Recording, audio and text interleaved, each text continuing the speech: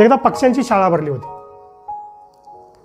आता पक्ष्यांच्या शाळेत अर्थात पक्षीच होते. एक बदक, दुसरी खारुताई आणि तिसरं गरुड. बदक हा विद्यार्थी पोहणे या विषयात 100 गुण मिळवणारा. त्याचे गुरुजी आले आणि म्हटले, बदका बदका बाहेर ये, तुला झाडावर चढायचं आहे. बदक म्हटलं, मला झाडावर चढता येत नाही. गुरुजी म्हटले, हा विषय कंपल्सरी आहे, तुला चढावंच लागेल. बदक बाहेर आला, झाडावर चढायचा प्रयत्न करायला लागला. झाडावर चढणे या विषयात तो नापास झालाच, पण पोहणे या विषयात सुद्धा तो काठावर पास झाला. दुसरा विद्यार्थी खारुताई, झाडावर चढणे या विषयात 100 गुण मिळवणारी. तिचे गुरुजी आले, म्हटले, खारुताई खाली ये, तुला पाण्यात पोहायचं आहे. खारुताई म्हटली, मला पोहता येत नाही. गुरुजी म्हटले, हा विषय कंपल्सरी आहे, तुला पोहावंच लागेल.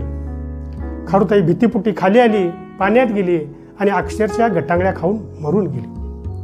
तिसरा विद्यार्थी गरुड, उंच आकाशात भरारी मारणे या विषयात 100 गुण मिळवणारा.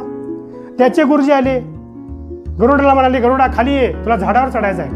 त्यावेळी गरुड म्हटला, एवढी चांगली शक्ती मला देवानं उंच भरारी मारण्याची दिली असताना खाली येऊन ठेचा का खायच्या? नाही म्हटलं, अरे विषय कंपल्सरी आहे.